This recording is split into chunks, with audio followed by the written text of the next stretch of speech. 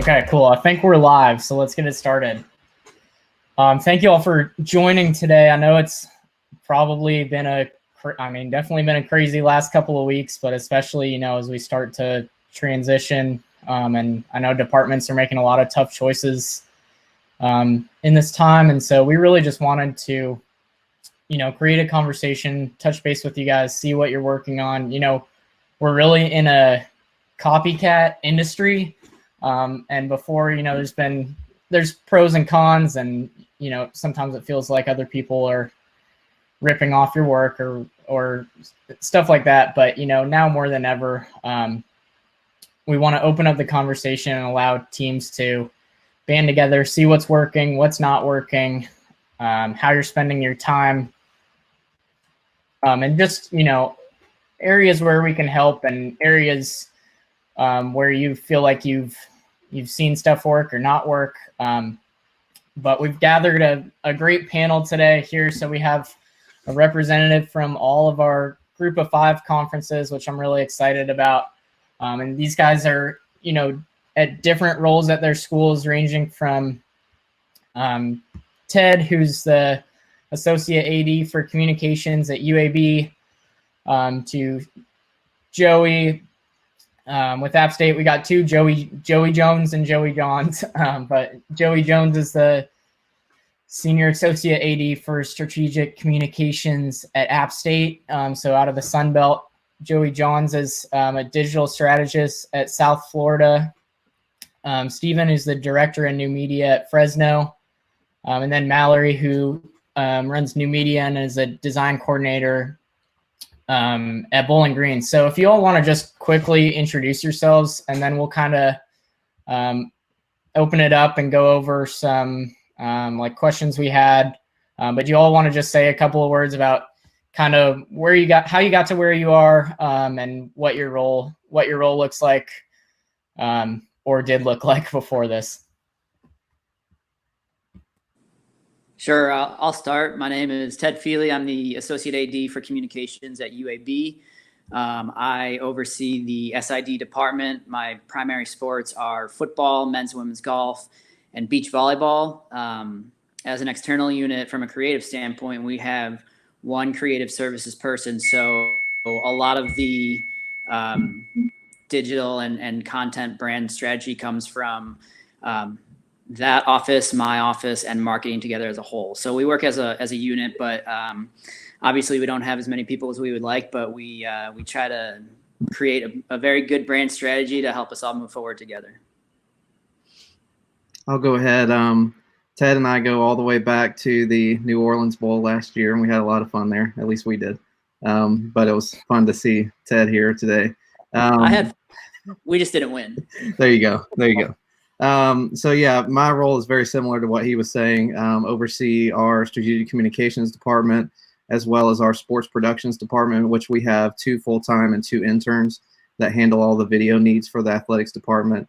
We have 1 graphic designer who's our director of creative services that we added this year in 2019-20. So excited to get that role and expand that hopefully in the future.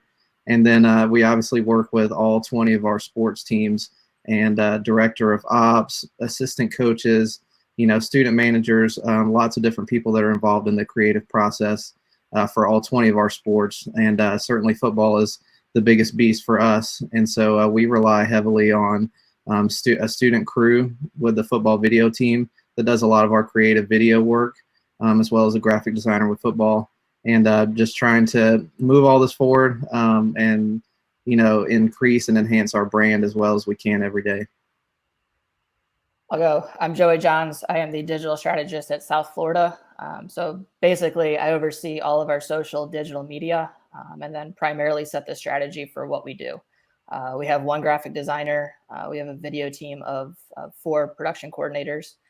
We have a football director of creative media, and then working with our comm staff, marketing staff, development, coaches, student athletes, all of them to execute. We'll first identify, what our brand is, what our values are, goals are, and then execute that, create content that supports all those visions. And I'm Stephen Trembley. I'm our Director of New Media at Fresno State. I'm also our men's basketball SID.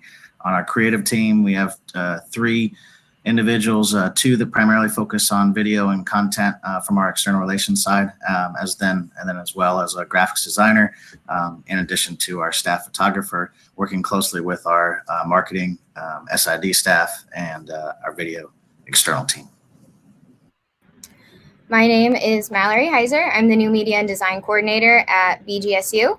I'm the only full-time graphic designer, and then I also oversee most of our social media accounts, and I do a lot of photography for our teams as well. And then I have about a team of about 15 student interns that work for me as well.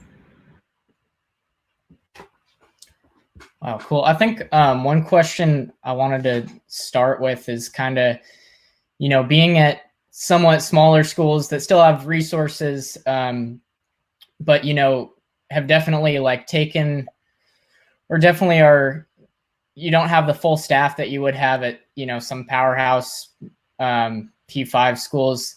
What are the biggest challenges you guys face in your roles? And then also, what are the biggest, benefits of having a smaller athletic department, or maybe you have more access to coaches or other resources that you might not have at a bigger school? I think the biggest challenge for us is, so our creative team, which is one person, she does graphics, she does videos, and she does all of our in-house production as well. So I think the biggest challenge for us is not that the fact that we can't create really high quality pieces, it's just managing people's time and making a strategy around campaigns. I would love to have a content team for just football, but that's just not the reality that UAB lives in. So on the flip side of that, the benefit is that I get to have my, a lot of my footprint on the UAB football strategy and account, and being able to, work with them over big campaigns, but also manage the day-to-day, content that's going out from that account. As Ted said, it's just, we can't do everything. We really have to pick and choose what's important to us, what really helps advance our brand. And as much as we would like to do and be involved in all these trends and make, graphics and videos for all of our sports, and we try to as best we can, the reality is, with a small staff, we can't do everything. So it's really important that we, understand what our brand is, what our goals are, and then, identify what will be the most valuable thing for us, and then create for that. With that being said, though, I like working, at South Florida because, on a Saturday in the spring, I can go from basketball at noon to softball at 4 to baseball at 7, and, you touch every single sport so intimately. And, some other places you don't get to do that. But, you really feel empowered here that what you do makes a difference. Yeah, I echo both of those guys. So I worked at an SEC school for 12 years before I came to App State, and quickly realized that it's a different landscape with the amount of resources and staff, that you don't have. But obviously, in order to move forward, you focus on what you do have and how you can be creative with what you've got.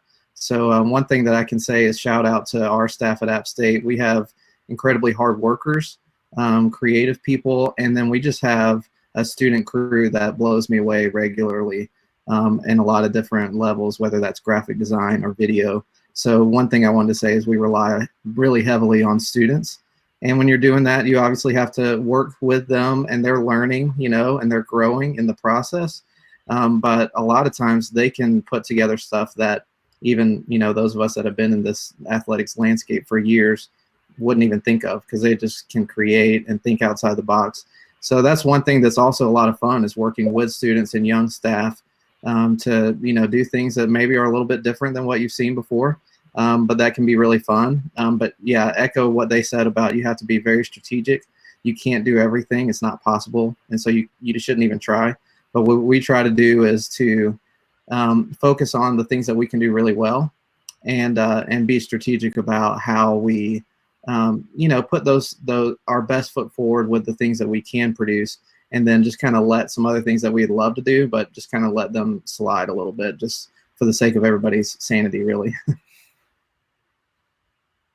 The student crew definitely seems like a common theme, being able to rely on them a lot, as well as, you're really investing in them too by giving them the opportunity. But yeah, that seems like the smaller schools that have it figured out are still getting a lot of help from their students in all types of different ways. We got a lot of great questions coming in here. So let's just start with the first one from Robert. Let's see. So it's when you're a shop that has maybe 1 to 2 people in your creative. So a lot of you mentioned that. What are the priorities that you put at the front of your mind when determining what your high level goals are, as opposed to having a large staff where you may have one person for most of your major sports? So I think that's another adding on to that, like how do you prioritize sports and the content you're creating for, are you prioritizing for your revenue sports or your in-season sports? How do you make those decisions and justify them within your department? So for us, it definitely is going to start with those revenue generating sports. We have 18 sports, 5 that are revenue generating. So that's kind of where my top priority will be. And then it kind of trickles down from there to like ticket sales and then just sports that are in season. I would echo that, and then really an extension of when we have opportunities to help with the recruiting process for any number of our sports as well. So really in the same kind of line, and just adding that when we have opportunities to help a tennis or lacrosse or cross country and track and field with recruiting opportunities, those are some things that our staff really try to prioritize. Do you feel like that's increased in the last couple months, the amount of recruiting content and ability to churn that out? I'd say more so in the last month, when you don't have prospective student athletes that have the opportunity to take an official visit. So really tapping into the content that we've already created and then trying to supplement that with anything that a targeted approach would need to showcase a facility or showcase a certain program as part of our department. I think another challenge of working in a smaller athletic department is making sure that there's a structure on how you are requesting and who is requesting the content. Because it's such a tight-knit group, which I really do like, we don't want, coaches coming to our creative staff and just requesting this and that. We have to prioritize what's going to generate the most publicity for our university. And obviously, as Mallory stated, that's the revenue generating sports. So for the coaches to work through the SIDs, to work as an external unit, to work with the creative staff is a way that we've created an ability to request what pre-produced videos we're going to do, instead of just having coaches. And, everybody wants to have their program be shed in the best light. And we want that for our programs too, but realistically, we have to weigh how we do that and the process of doing that. I think one way we were able to create for a lot of sports is templates, to be honest. We're not going to be creating signed or committed graphics for all of our sports, but can we rework one of our past templates to a past signing day template from an Olympic sport to work for a committed graphic for our golfs, our tennises? Absolutely. And that's one thing we try to do. So when golf comes to us and says, hey, X school is doing this or football is getting this, we want something, we're never going to go to them and say, well, you're not football, so you don't get this. We have to find the best way to say, okay, how can we get that for you? And for us, that's a lot of template work. For us too, we use Teamworks. I don't know if anyone else uses that, but we use Teamworks and then Trello. And so all of our creative requests are put through Teamworks. And then it's just, brand manager on top of that who's, helping put it in Trello, which is then a card, and everyone is transparent. What projects are assigned, what projects are being worked on, the various stages of completion. And so, like, hey, our one designer is working on 5 different things right now. And it looks like 4 of those things are, quite honestly, more of a priority than what I'm working on or what I need. So it helps with the transparency and just knowing that what we're doing, and we're going to get to you, but it'll take some time. Yeah, another practical way that we've been able to accomplish some of the things we're all talking about is to have our external meeting weekly. We also have content meetings for several different sports that we meet regularly, and so that we're all on the same page between the SIDs, the marketing team, the graphics, the video, like everybody who's working on different elements of the projects are all on the same page as much as we can be. So kind of eliminating that silo effect that you get at a lot of places. And that has certainly helped us in terms of prioritizing what we work on. How often would you say you all are having content meetings, and who's all involved? So would like in terms of what coaches, other external people, who's involved in those? Yeah, I'll throw out for our football content meeting, for example, we meet every Wednesday morning, and it includes a couple of SIDs, one from marketing, our our athletics graphic designer, who's more of that director of creative services, as well as the football intern graphic designer, one member of our athletics video staff, the football video coordinator, and then the recruiting director for football. And so that group gets together weekly, and that way we're hitting on the different priorities of what everybody needs, whether it's from a recruiting or fan base or whatever we're trying to get out there, and then everybody can kind of dialogue. And we meet for usually 30 to 45 minutes each week and talk about what we're putting out, what we're working on for the next week, and some of the longer term projects as well. At UAB, we have an external meeting every Monday.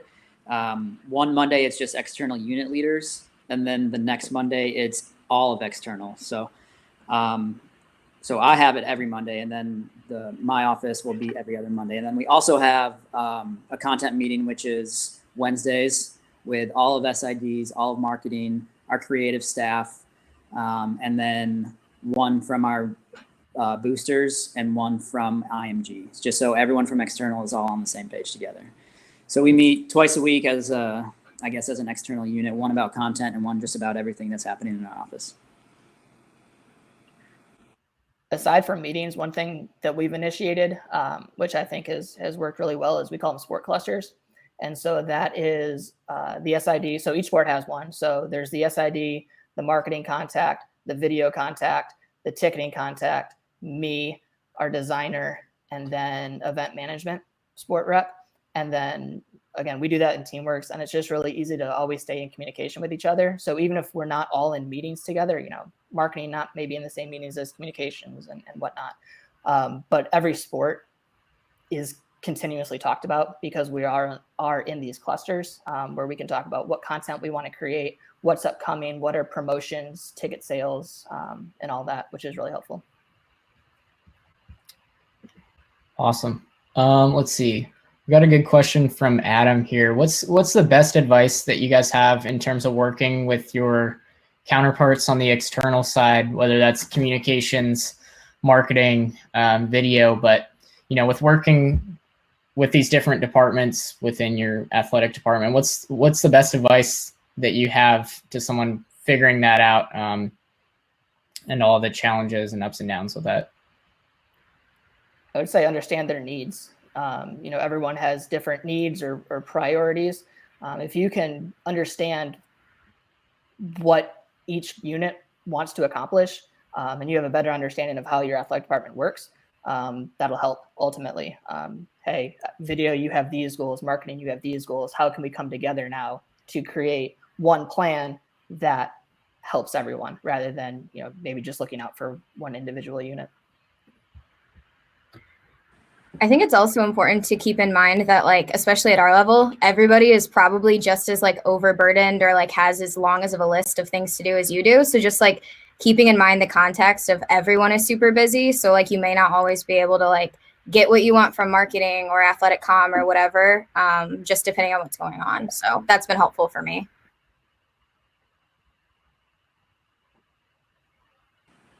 It also goes back to, go ahead, Ted. I was just going to say, it also goes back to prioritizing, as we already talked about, just making sure that, what your priority might not be someone else's for marketing's priority. So making sure that you guys are communicating together, and that if it is a top priority, that you execute it at the highest level possible. And this is a little old school, but people who know me know I'm a little old school. Like part of it, other than coronavirus, is just like walking down the hall and talking to people. And sometimes just that personal interaction and to the point of knowing what they need, but really just, talking. And that goes a long way. That sounds great right now. Cool. Let's switch to this one from Joey. Another Joey. While you all can't give every sport the same amount of attention, I'd be interested on how each of you all handle coaches going off and doing their own thing that might be off-brand or that don't communicate with you that they are doing something. That definitely seems like something that, is across all athletic departments is always going to happen in all sorts of different ways, whether it's on social or just events that you guys don't hear about till after they happen. But what best practices do you have with that, if any, or how do you try to manage that as much as you can? It's definitely a slippery slope if you start going down that way. 4 years ago, when I got to UAB, I made it a concerted effort to centralize social media in our office. That's before we had this creative services position. And at first, there was some confusion as to why everything was housed in the SID office, but since then we've had a really strong centralized brand where all our accounts look the same. We're putting out the same graphics. So I think the coaches have started to understand since we as the SIDs have centralized that, it's been a little easier to have the coaches understand why.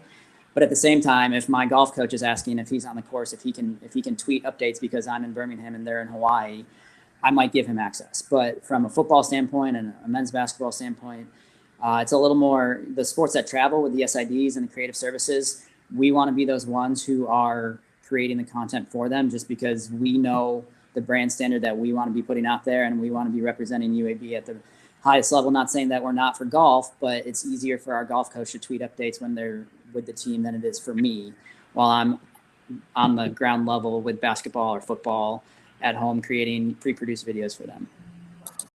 I think a lot of what can help is really going back to the relationship-driven nature of our industry, where it's an ongoing. You're whether it's present in person like it was maybe a month ago, and now it's just that ongoing communication can really help. Having those brand standards and having the brand assets that when our staff can't get to a certain project, or if a certain team wants to take a little extra time and take a little bit more of an initiative to do some extra things, push the envelope a little bit creatively, that we can get them those assets to help in the building of the brand, the extension of our brand.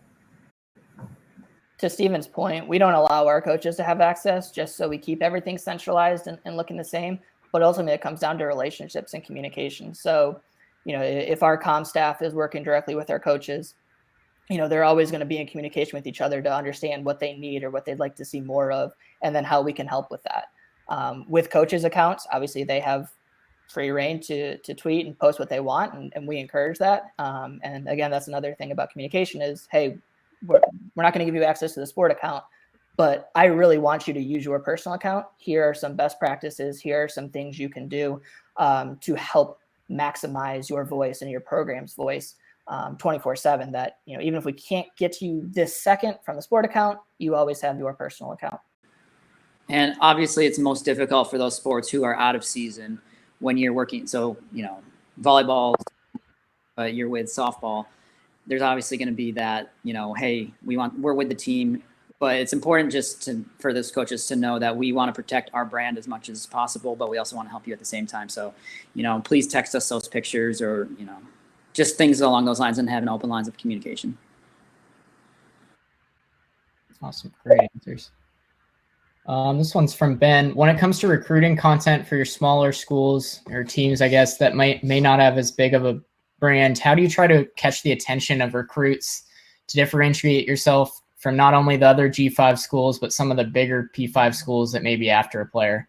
So I think like one of the jobs that I think exists or is starting to exist a lot more at the P5 level, especially with the big football conferences, is like a football recruiting designer or recruiting graphic design, particularly in football. So when you don't have someone that's full-time, pumping out football recruiting graphics, or even if you do, how do you differentiate your school from the other schools, whether it's competing with the bigger programs or competing just within your conference? How do you still get your brand across to these recruits and set yourself apart? Yeah, one of the things we talk about almost every day is just what is unique about our brand. And we actually hired a PR firm to help us do a brand study this past fall. And so right now we're kind of in the process of implementing a lot of those recommendations and kind of the outcomes of that study. And so this is a little bit bigger picture answer to that question, but we're always looking at what's the narrative of what makes us different, and then how can we capitalize on those things. Obviously for us, we're well known for kind of playing with the big boys in football, for being a small school, and we're also unique in that we're in the mountains in the South. So that's like a lot of unique things all kind of combined into one. And so we really talk about how we can implement those elements. And sometimes from a design standpoint, it's, mountains and rocks and things like that kind of make your look different than maybe the rest of the teams in the Sun Belt that aren't in the mountains. And so that's just one example, but certainly just always looking at what makes us unique and kind of honing in on those things. At BG, we kind of focus really hard on the thing that kind of makes us unique. So we're I think it's the only Division I football program with the colors orange and brown. So we kind of lean really heavy into the orange because it tends to stick out. So there's that. And then we focus a lot on our people. We have really good people in place here. So our coaches, our staff, athletic training, anything like that, we focus really heavy on that because those people really help differentiate our program from some of the other MAC schools, if you will. And then we also focus really hard on recruiting photo shoots. So that's something that I'm almost always a part of at the football level. And I try really hard to kind of cater a really fun experience for our student athletes or potential student athletes that are coming on campus for a visit. Try to make that fun, try to make it memorable, try to make it stick out. So at UAB, we've established that they know that I'm not going to make them actual recruiting graphics for a recruit that they're going for, because that would just take up all my time. But using our account as a recruiting platform, showing what the team is doing. Obviously, we had some success on the field for the past 3 years. We've won some championships, but also, social media is a behind the scenes kind of thing. So always showing our facilities, showing what our coaches are doing on the road, showing what our players are currently doing at home right now. That all goes into recruiting and trying to create your best brand to get those recruits, but without actually being the ones creating those graphics. Just keeping your platform as up to date. And that's why those pre-produced videos and prioritizing everything that you want to show your program is doing, that's why those are so important. We have a football designer, so quite honestly, I'm not involved in that at all. With that being said, every one of our sport accounts' primary focus is to recruit, whether that's recruit student athletes, recruit fans, recruit donors. Everything, recruiting is at the heart of everything. And I take it beyond just design. I'm not a designer by trade, so I look at this beyond, just colors and a pretty picture type deal. What does it mean to be a Bull? What makes us different? What makes us stand out? Is that the experiences our student athletes get? Is that the relationships that our coaches have with their players? Is that the internships and professional development that our student athletes get? And so while, me personally and from our sport accounts, we're not making, these designs specific for recruits, everything we're doing is still recruiting based. It just looks a little different. That's great. This one's from Michelle or Mitchell. Working with a smaller team, how do you separate personal life from work? And especially with this one, let's focus on post-corona, working from home. What are your best practices, or how are you trying to keep those two areas of your life as separate as you can?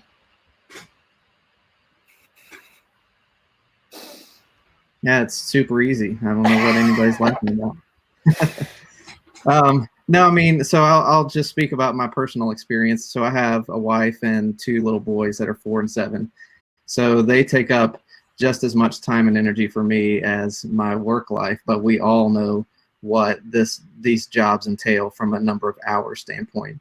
So really a lot of it is just more like your heart towards the matter, because sometimes you just physically cannot be there for your family or your friends. And so just, connecting with them as best as you can. And for me, it's when I'm at home, especially in the evenings and there's not a sporting event, just giving my all to my family at that time, knowing that there's going to be other times during the day and the week that I just cannot do it. And so just being present when you're present. And that's easier to say, harder to do, but that's certainly what I strive to do, and encourage, my staff to take as much time for themselves and their family and their health as they possibly can, while knowing that we all have a job to do as well. From a managerial standpoint, from at least the way I do it from an SID standpoint, I know, especially in baseball and softball season, how many hours go into that. So, if you get back from a road trip on a Sunday at midnight, I don't expect you in the office at 9 a.m. Take care of laundry, take care of that stuff, but use your personal days. I mean, I expect my employees to work extremely hard, just as hard as I do, but I also respect the personal life, and knowing that, if you have to go to the bank and it doesn't open until 9 a.m., you don't need to be in the office until 10 or 11 or whatever you need to do. Just, little things like that go a long way, especially at G5 schools, because we don't have the staffs that, there's constant attention on every single program at every single moment of time. So taking your time and doing things for you personally are very important, at least in my perspective. Cool. This one's from Mick. Are you guys using any tools that require social posts to be approved by someone before being posted? Or are you, like if you had a student running an account and it would come back to you or the communications department? And if so, like what tools are you using, if any?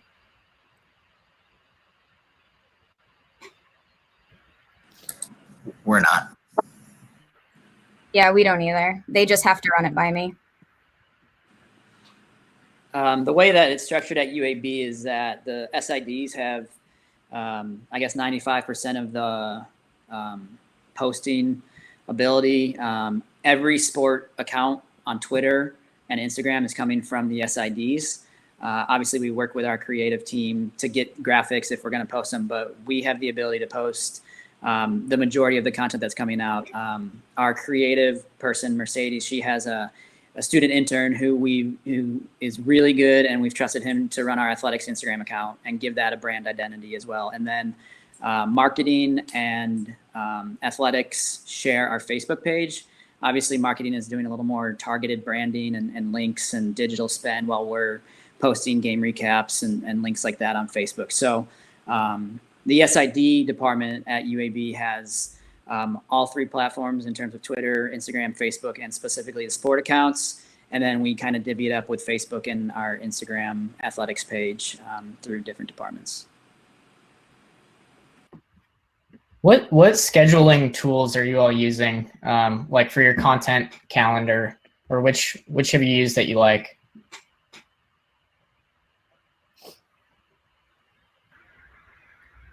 I personally don't schedule at all. Every football week, we post a video at midnight, day of the game, and I stay awake till midnight to post that. I've just never felt comfortable with scheduling any posts out, really. It's just personal preference for me. As far as like a content calendar goes, I use just like a Photoshop document that looks like it's a calendar to keep track of what I'm going to post for the week and what's on what day. Other than that, the day of, I will schedule out on like Facebook Creator Studio using like that tool for Instagram and Facebook, just to make sure I don't miss like a good window, and I make sure it's all typed out well and all that kind of stuff. But we don't normally schedule too far in advance. Too much can change. Yeah, and our what Mallory said is exactly how our social media coordinator operates as well. Our marketing staff has used a couple of different companies, currently working with Agora Plus on the Facebook end, which also extends out to Instagram and other cross platforms. Me personally, on our men's basketball side, the only time that I'll really schedule something is if I wanted to come out at like maybe like at the top of the hour or on the 15 or on the 30, and I just use Twitter Studio. And otherwise I'm just going to do it organically.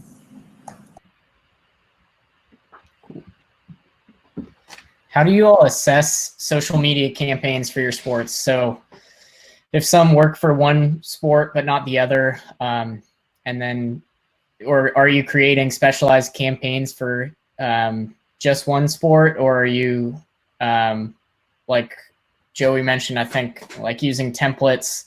But how do you assess whether it's working or not, or are you going sport by sport and making that decision?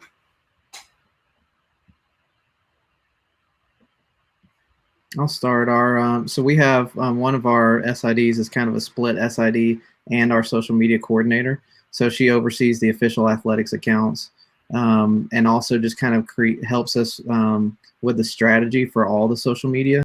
And so with us having 20 sports and the kind of the budget level that we're at, we have to really be creative in how we do that. But we certainly, a lot of it just comes back to communication, even communicating within the SIDs and the creative content makers of what we're doing for each sport, and talking that out. And, certainly for us, our athletics and our football accounts that have the most eyeballs, we spend the most time kind of dissecting what the social media campaigns are for those. And then other sports, a lot of times it's kind of up to the SID and the marketing person for that sport.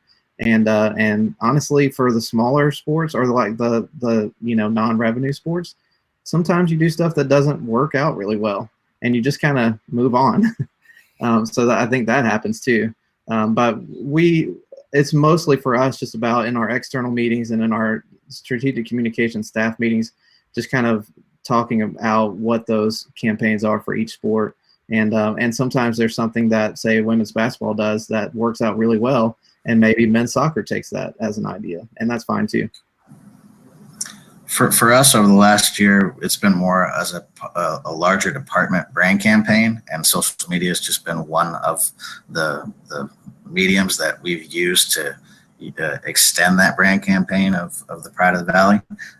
We've had different sport teams that may have a specific theme that can we relate it back to the department, and maybe we'll do a video series, or we'll do certain elements where a program can take an identity, but it's really got to be part of the overall department brand identity as well. So we'll be strategic in those ends, and then really just trying to see where measuring our success against both peers and on a national basis of where we're getting some reach and what's being effective, and if we need to adjust, like the others have said, we'll go and do that. One thing I tried to do this year was sit down with all of our coaching staffs individually and figure out what their priorities are. And then we're able to develop, specific content towards them, where our assets may look similar, or, we may use a lot of the same templates or whatnot across sports. I try to personalize to each sport as much as I can based on, what is their mission when they're going out recruiting? What is their sales pitch? What are their priorities? Stuff like that. And that's how I try to cater each specific team social media. In terms of assessing it, we just take big moments. So, a Warren I-4 game, which is our rivalry game, we'll break down, how effective our communication was there. Last year, baseball, we had a big win over Florida. So we kind of looked at the reach and share of voice and all that we got in the college baseball world after that. So it's not, we don't have the time to break down every single campaign, but if it's something that we think is significant, I'll look at the numbers there. I'll second the overall athletics campaign. We have an ad agency that we use, and they came up with our athletics campaign, which is Win as One. So that's not, it's our university, it's our athletics department, it's the city of Birmingham, and we're now on year 3 of Win as One, and it's been really well received just because Birmingham kind of has this chip on their shoulder that we want to win as one city. So that's our overall arching campaign, but then which our ad agency made. But now, we then break it down within our own external department and go from there, and then do the nuts and bolts of the day-to-day campaigns with each team based on the Win as One campaign that we have overall.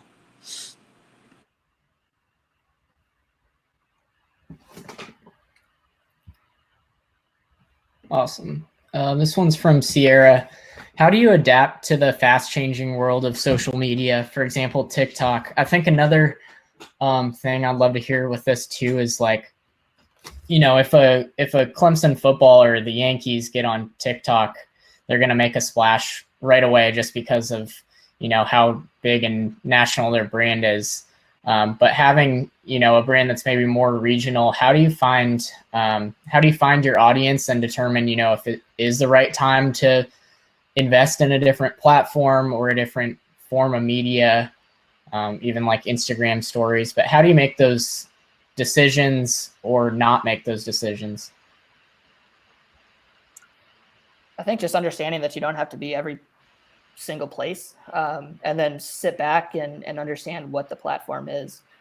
So I know for us, TikTok, when it first kind of hit big, it wasn't something that we considered just because I didn't think we had enough resources to be consistent there. I'm ashamed to say that I've probably watched 7-8 hours of TikTok videos the past 2 days, because eventually we're going to get one.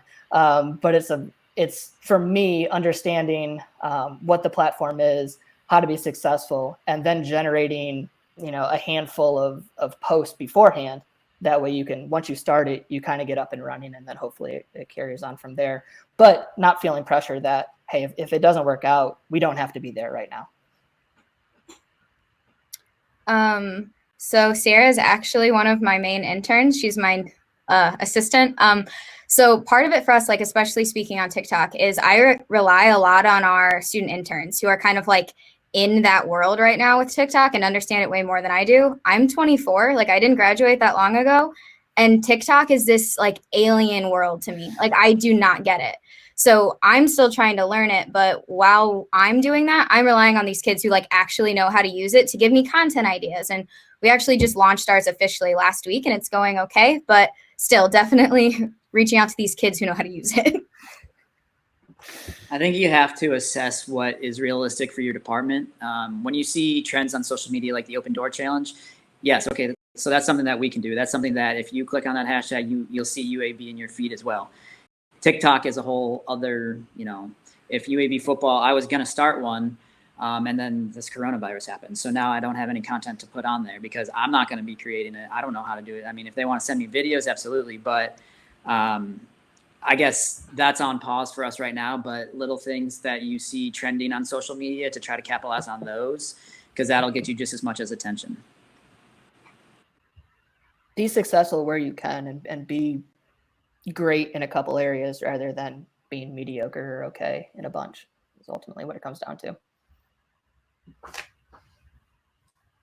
That's right. One question I kind of wanted to end on, and it'll probably take a little more time, but kind of just what, with the great unknown being these next couple months and really this spring, what projects are you guys working on that you're excited about? Or what do you want to work on more in the future that maybe you didn't have time with all your responsibilities during the spring?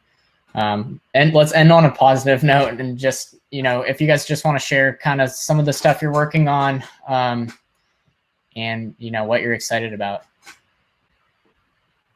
So this past week with the ad agency I was mentioning, Burton Advertising, we did a virtual egg hunt on social media, which I thought was very successful. We throughout the week, there was just a simple egg created, and I reached out to a bunch of our former alumni, people, partners on campus, Birmingham figures, our coaches, just to tweet out or put on Instagram this picture of an egg. Don't put any caption, let the intrigue build about what this is. And then on Friday, we put out a clue sheet with instructions on how to play. So throughout the weekend, people were searching for eggs on our social media accounts. So just another way to stay creative and continue to have engagement on your pages. But I think moving forward, we don't know what this is going to look like in terms of athletics in general. So that's the scariest part for everybody. It's really hard to create content without your student athletes. We have photo shoots that we use for the entire year. We have commercials that we film at this time right now going into our football and basketball seasons that we can't do right now. So I guess we're in a re-strategizing situation right now. And I guess once we find out how long this coronavirus is going to affect not only the world, but college athletics, we're going to have to reassess and move quickly and have, like we said, priorities on what we want to do well next year.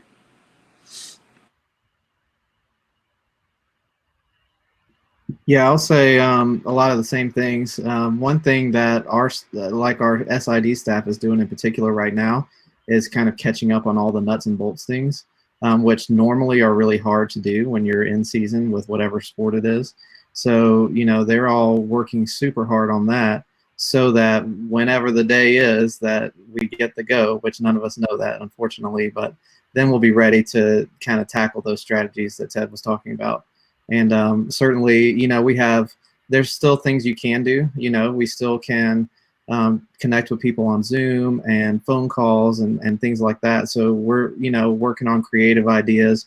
We right now, our football video staff is connecting a current student athlete and a former student athlete, especially like at the same positions. And maybe one of them was a mentor of the other.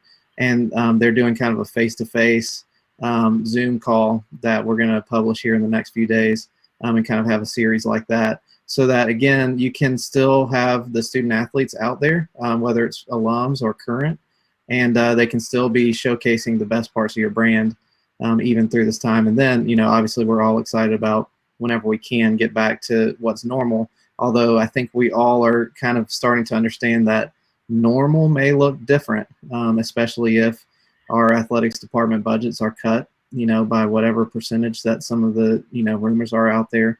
And so just looking at, again, similar to this whole G5 conversation, how can we be as creative and forward thinking as we can with the resources that we have? And probably you're going to be seeing everybody in the country dealing with that all at the same time.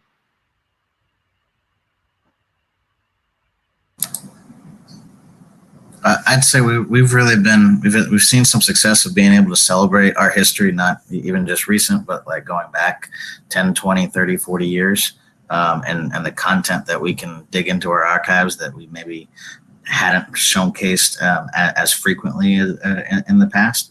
And then really using this as kind of just what kinds of engaging content can we see. We've seen some success using Twitter polls. It's a simple, basic kind of format, but the engagement that we kind of saw, where we can kind of grow, where you've got so many of our fans that are just glued to their phones, even more so now than maybe they were in the past few months, that trying to find what are some of those ways that you can differentiate yourself and provide unique content for our fans, in addition to the general updating of media guides and websites and whatever we need to be doing that maybe we would get to more so in the summer, but we have that opportunity now, and then we'll be ahead of the game, whether it's a week or 2 or 3 or 4 or whatever it is down the road. Being unique is the key word there. I mean, we're all in the same place right now. We're all, at home just trying to push out content. And, I would love to know this from a fan perspective and who only follows one school, and not like us who we're seeing what every school in the country is doing.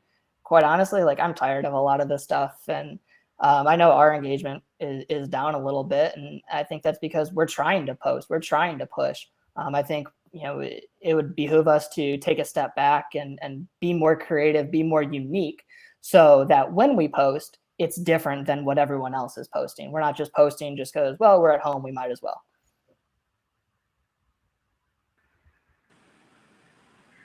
So for me, I'm just getting started on stuff that I normally wouldn't be able to get started to until much later than right now. So planning what our posters are going to look like, planning what football is going to look like, all that kind of stuff.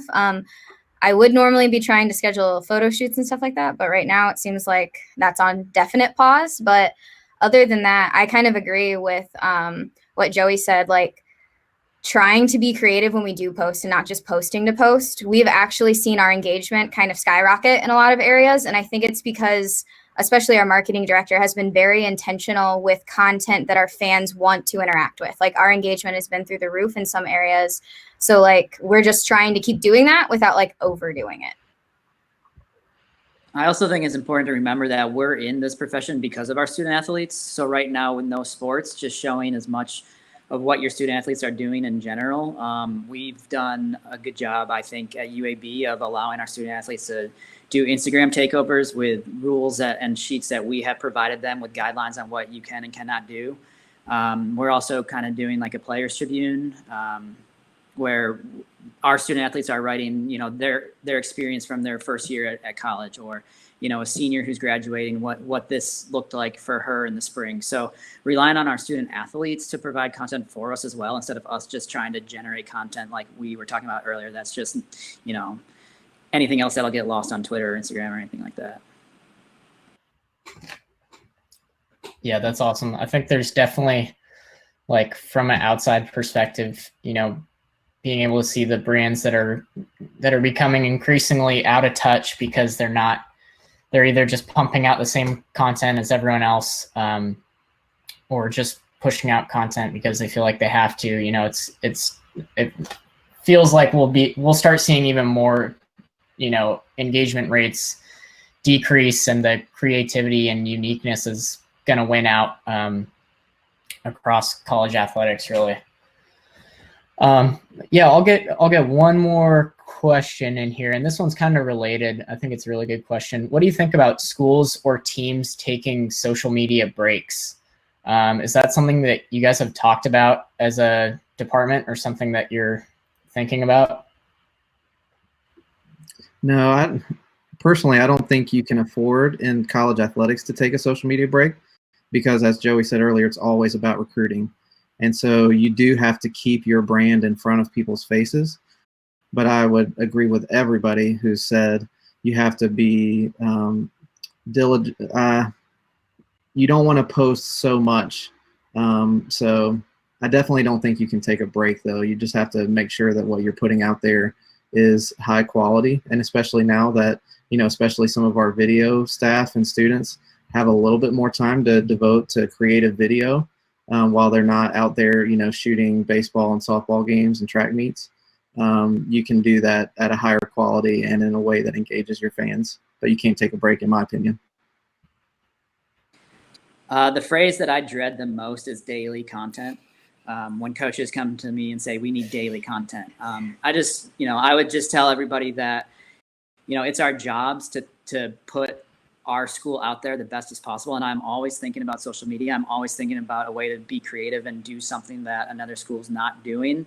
So just because I might not post on Instagram for 3 days doesn't mean that I've just forgotten about it. So I don't think you take a break, but like we said, you don't want to oversaturate it, because then people aren't going to be interested in your brand. And there's going to be times where there's going to be content that's worth sharing, whether it's multiple times in a given day, but there's going to be other times where it's like, there's so much, and I think I don't want to speak for the other panelists, but there's going to be times where there's a lot of strategy that goes into even as simple as one specific Twitter post, or how am I going to phrase this for Instagram, where there's a lot of thought process of how it's impacting the brand, it's how it's impacting recruiting, how it's impacting roster makeup, it's how it's impacting what a coach or a student athlete may be going in, what they may be dealing with off the court or off the field, as well of how all those come together, and how you're designing and how you're picking each specific word, where you're not trying to overthink it, but that there is some strategy that you're not just going to post to post. Is really one emphasis that I would take, that don't just post to post, but find great, unique content. And when you have it, embrace it and run with it. I agree. Like, it's so important to be intentional right now, but as far as like a complete break, the way, and we actually just talked about this today, like the SIDs and I and marketing, about taking a break. This is kind of our only way to engage with like the public and potential recruits and season ticket holders right now. I mean, we don't have everybody's email that is in the area in our database. Like, we really don't have a way to like cohesively interact with everyone. So while being intentional with our posts, this is kind of the only way to like stay connected with our community. I think one thing that gets lost too is, especially from the outside, you see what's public facing. I see you haven't tweeted in 5 hours. I see you haven't posted here. That doesn't mean we're not doing anything. I think a lot of it, to Mallory's point, is the one-on-one connections too. Maybe we're thinking about stuff to have those personal one-on-one Zoom calls, So I think, it's not, we can't get lost in, I haven't seen a post from our athletics account or our football account or whatever, because we are doing other things to engage with our community, and from, a digital standpoint, that takes time. Awesome. Well, yeah, thanks you guys for taking the time today. I think it was super informative and just really interesting, to see, what's next, and also what works and what hasn't worked. I hope everyone's gotten as much out of it as I have. Really insightful stuff. And I really appreciate you guys for giving your time today. In terms of influencer housekeeping, we have a NFL photo strategy with the social media and photographer from the Dolphins will be on that, and then a live storytelling panel next week with Kara Kay from Michigan State. So that you can find that at influencer.com/academy. But yeah, thanks everyone for tuning in. And if you have any questions or you want to network, you should be able to scroll up and see everyone's Twitter and LinkedIn. So yeah, thanks for taking the time, and everyone stay safe, stay inside. Thanks. Thank you. Thank you.